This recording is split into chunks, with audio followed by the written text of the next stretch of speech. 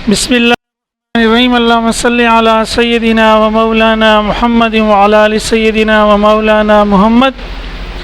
रब्बी यस्सिर व ला तुअस्सिर व तम्मिम बिल खैर। रब्बी इश्रह ली सदरी व यस्सिर ली अमरी वहलुल उक़दतम मिन लिसानी यफ़क़हू क़ौली। फर्स्ट ईयर फिजिक्स का चैप्टर 1 हम पढ़ रहे हैं। लास्ट लेक्चर में हमने क्या पढ़ा था, याद है जी? साइंटिफिक नोटेशन पढ़ी थी, वेरी गुड। उससे पहले क्या पढ़ा था? हाँ, लेंथ मास टाइम क्या थी? फिजिकल क्वांटिटीज ना। हमने कहा था कुछ क्वांटिटीज बेस होती हैं, कुछ क्वांटिटीज डिराइव्ड होती हैं। बेस क्वांटिटीज क्या होती हैं? जिनकी अपनी डेफिनेशन होती है, जो किसी दूसरी क्वांटिटी की मदद से डिफाइन नहीं होती। उनकी यूनिट भी अपनी होती है, उनकी यूनिट किसी दूसरी यूनिट से नहीं निकलती है, उसकी अपनी डेफिनेशन होती है। तो बेस क्वांटिटी की यूनिट जो होगी वो बेस यूनिट होगी। जैसे लेंथ, मास और टाइम हमारी बेस क्वांटिटी है। लेंथ क्या है? कोई जगह दो पॉइंट के दरमियान कितनी जगह घेर रही है।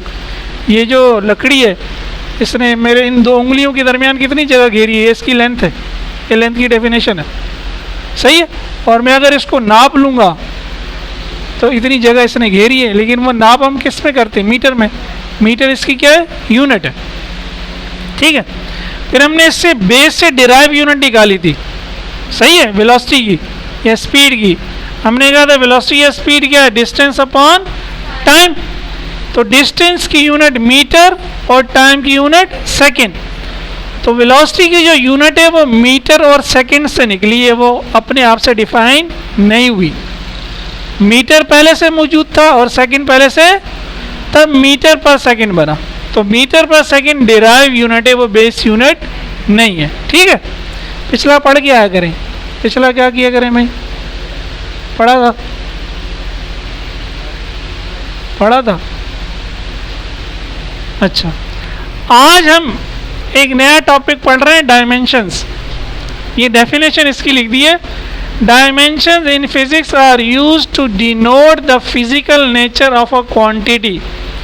डायमेंशन क्वांटिटी की नेचर को रिप्रेजेंट करते हैं। यही जो हम बात कर रहे हैं क्वांटिटीज़ की, लेंथ, मास, टाइम, वेलोसिटी, एक्सेलरेशन, सही है।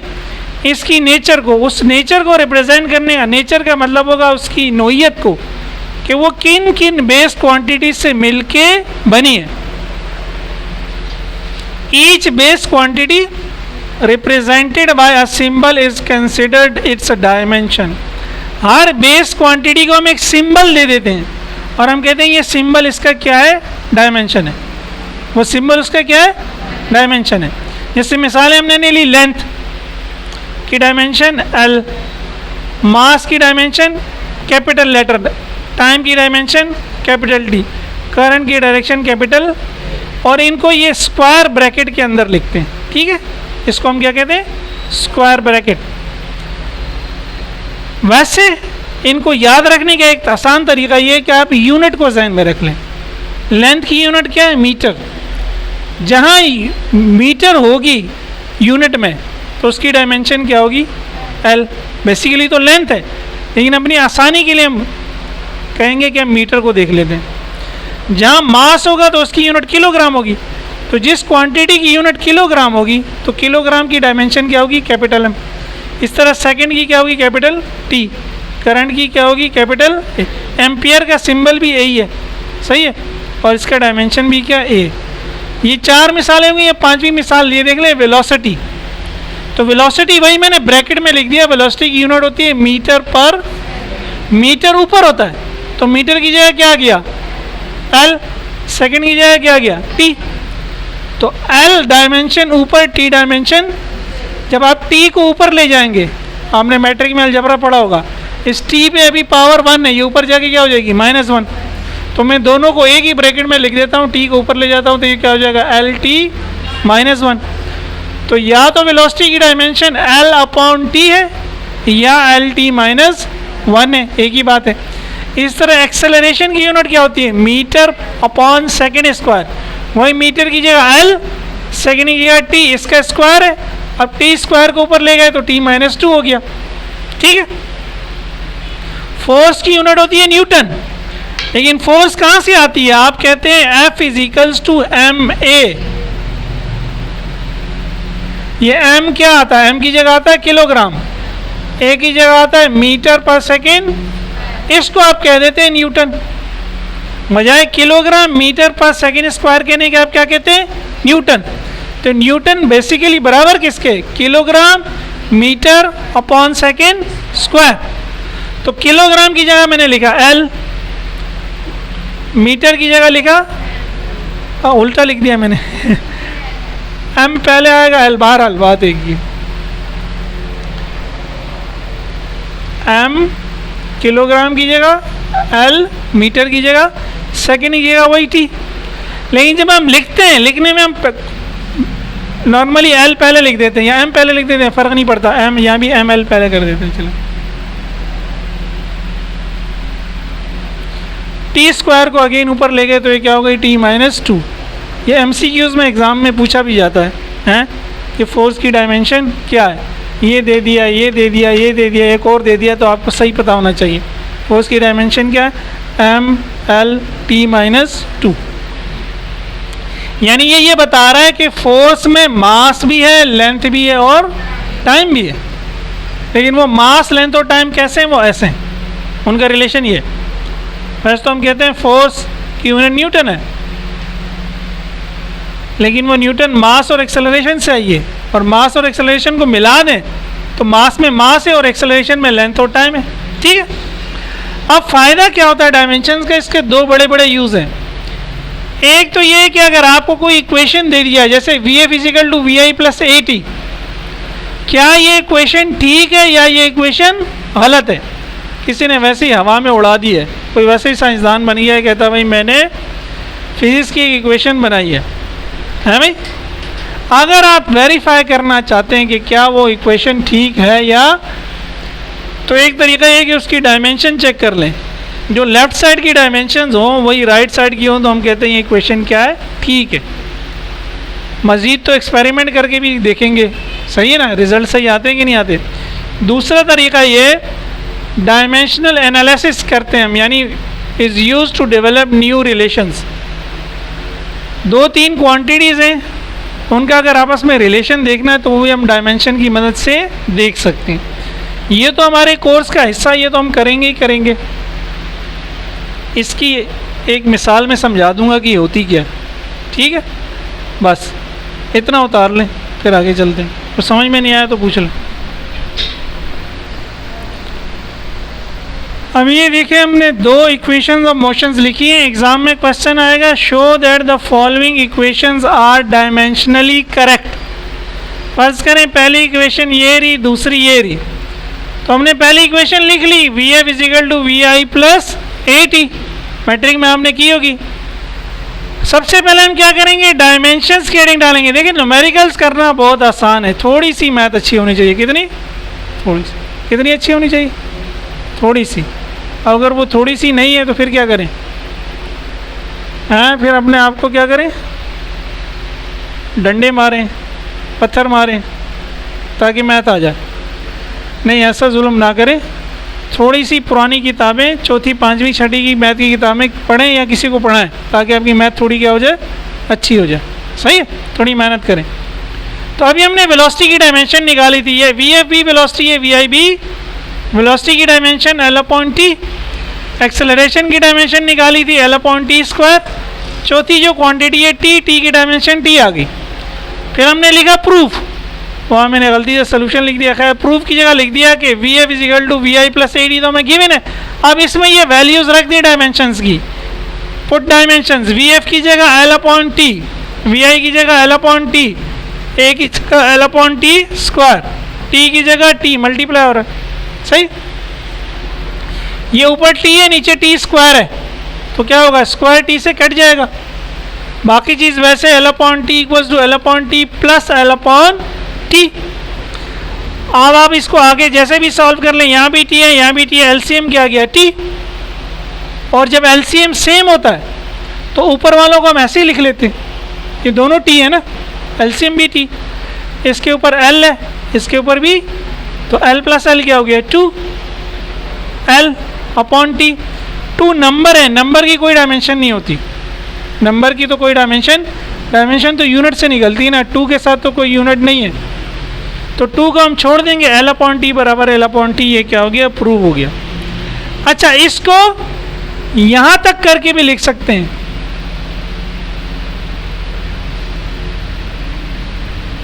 क्योंकि डायमेंशन सेम हो गई है। लेफ्ट साइड पे एल अपॉन टी है, राइट साइड में भी सिर्फ एल अपॉन, अब चाहे ये प्लस हो चाहे माइनस हो, है तो एल अपॉन टी ना, तो बेसिकली यहाँ तक करके आप छोड़ देंगे तो भी ठीक है। लेकिन अगर एक्चुअल आप देखना चाहते हैं कि नहीं नहीं मैंने तो देखना है दोनों साइड पे कैसे सेम आ रहा है, तो फिर पूरा सॉल्व कर लो, सही है। कांस्टेंट को इग्नोर कर देना क्योंकि उसकी कोई डायमेंशन नहीं होती। दूसरी एग्जांपल देखें, दूसरी इक्वेशन जो है S equal to V I T plus half A T square, ठीक है। इसमें भी हमने वही काम किया, सबसे पहले डायमेंशंस लिख दी। एस की डायमेंशन क्या है, एस की यूनिट क्या है मीटर, मीटर की डायमेंशन क्या होगी एल। वेलोसिटी, टाइम, एक्सेलरेशन वही चीज़ें दोबारा आ गई। हाफ की जगह मैंने लिखा कुछ भी नहीं आएगा, क्योंकि अगेन हाफ क्या है, एक नंबर है, नंबर की कोई डायमेंशन नहीं होती। इक्वेशन दोबारा लिखी, एस की जगह एल आ गया, वी आई की जगह एल अपॉन टी आ गया, टी की जगह टी आ गया, हाफ की जगह कुछ नहीं आया, कुछ नहीं आया, ए की जगह एल अपॉन टी स्क्वायर आ गया, टी की जगह टी स्क्वायर ही आ गया, टी, सही है। इसको ज़रा आप लोग आगे खुद सॉल्व करें, ठीक है, ये उतार लें और आगे खुद सॉल्व करें, इस तरह इसको प्रूव करें।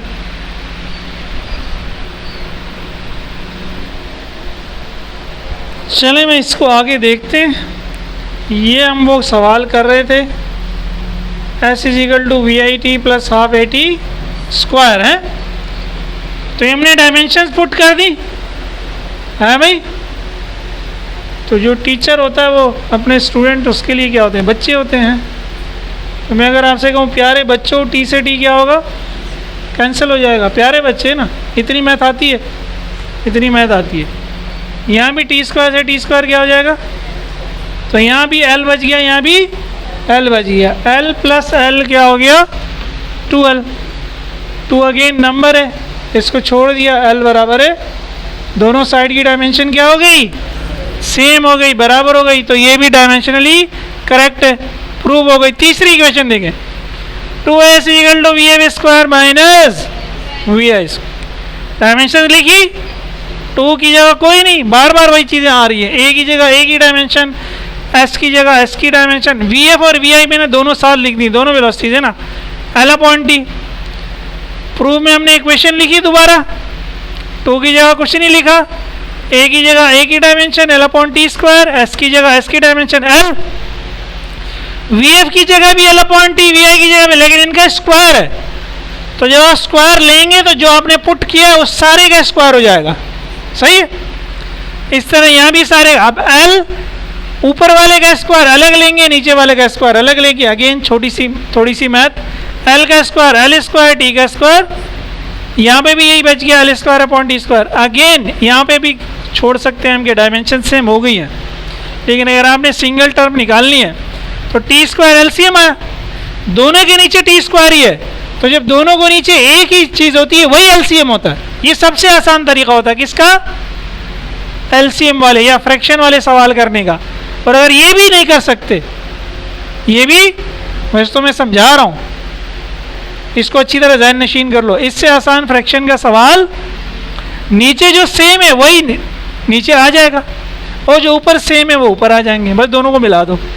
ये एल स्क्वायर है माइनस एल स्क्वायर, तो एल माइनस एल क्या होगा, 0 होगा ना, है तो 0 अगेन क्या है, नंबर है, उसकी कोई डायमेंशन नहीं है, 0 गायब हो गया, L square upon T square बराबर हो गया एल स्क्वायर अपॉन, सही है, हो गए प्रूफ।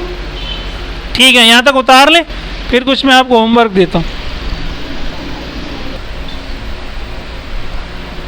अच्छा, अब यहाँ इस क्वेश्चन में एक सवाल ये पैदा होता है, ये स्टूडेंट ने पूछा भी है कि L square minus L square तो 0 हो जाएगा, तो फिर हम ये लिख क्यों रहे हैं। तो देखिए मैंने आपको पहले ही बता दिया, एक्चुअल में तो ये क्वेश्चन को आप यहाँ पे एंड कर सकते हैं, दोनों साइड की डायमेंशंस क्या होगी, सेम, आप यहीं पे लिख दें हैंस प्रूव्ड।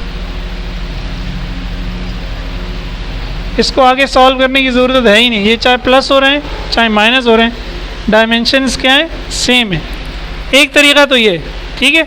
ये बाज़ टीचर्स इस तरह कराते हैं, ठीक है, आप ना करें ऐसे, पहली बात तो ये। और दूसरी बात ये है कि अगर आप करना भी चाहते हैं तो आप इस वी आई को इधर ले जाएं। दूसरा तरीका आप ये कर सकते हैं कि इस इक्वेशन को पहले मॉडिफाई कर लें।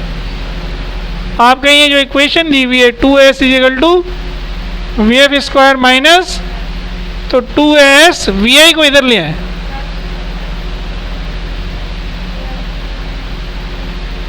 ठीक है, फिर सॉल्व करें तो माइनस गायब ही हो गया ना। जब माइनस गायब हो गया तो आपके आंसर में ज़ीरो नहीं आएगा।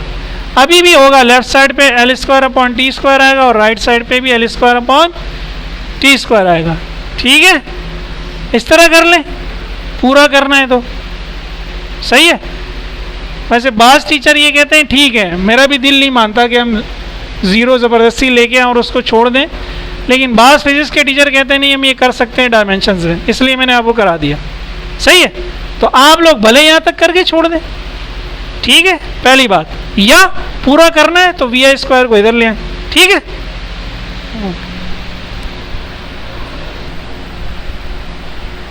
ये हमारे जो पिछले पास पेपर्स हैं 20-25 साल के, ये उसके कुछ सवाल मैंने लिखे हैं। जैसे 2007 में आया हुआ है क्वेश्चन 2 पार्ट 7, प्रूव करें कि ये इक्वेशन डायमेंशनली करेक्ट है। तो देखिए ये लेफ्ट साइड पे फ्रीक्वेंसी नई चीज़ है, फ्रीक्वेंसी की यूनिट होती है 1/सेकेंड, तो 1/सेकेंड की डायमेंशन क्या बन गई 1/t। बाकी लेंथ वही लेंथ है, फोर्स वही फोर्स है, अभी हमने डायमेंशन निकाली थी। ये आप इस इक्वेशन में पुट करके कोशिश कीजिएगा सॉल्व करने की। सेकेंड पार्ट में इसी क्वेश्चन के उसने कहा काइनेटिक एनर्जी की डायमेंशन निकालें, तो ये काइनेटिक एनर्जी का फार्मूला है, इससे निकालने की कोशिश करें। फिर 2016 में ये सवाल आया कि इन दोनों को प्रूव करें डायमेंशनली करेक्ट है। ये v की डायमेंशन, f की डायमेंशन, लैम्डा वेव लेंथ है, तो इसकी डायमेंशन वही होगी जो लेंथ की है। यह है 2 equal to 2 pi under root m upon k, ये k हुक्स लॉ से निकलता है, f इजिकल टू kx, तो k होगा f अपॉन x। f की यूनिट किलोग्राम मीटर पर सेकेंड स्क्वायर, x की यूनिट मीटर, तो मीटर से मीटर क्या हो जाएगा कैंसिल, ठीक है। तो इसको हम लिख सकते हैं किलोग्राम पर सेकेंड स्क्वायर। कोई गलती तो नहीं की है भाई मैंने कैलकुलेशन में? अच्छा चलो कल देख लेंगे। तो k की ये डायमेंशन आ जाएगी, इसमें पुट कर दीजिएगा। इसी तरह 2001 में क्वेश्चन आया t equal to 2 pi under root l upon g। आप यकीनन सोच रहे होंगे कि आसान आसान सर ने खुद कर दिए और मुश्किल हमें दे दिए। हाँ भाई, वो इसलिए ताकि आप ये करें और आप इसको गलत करें, तो फिर मैं इसको सही करूँगा तो फिर आप वो नहीं भूलेंगे।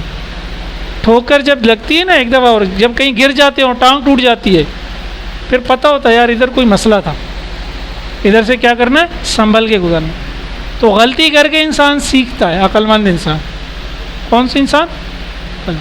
ठीक है, कल इसको देखेंगे दोबारा, आप घर से करके लाइएगा।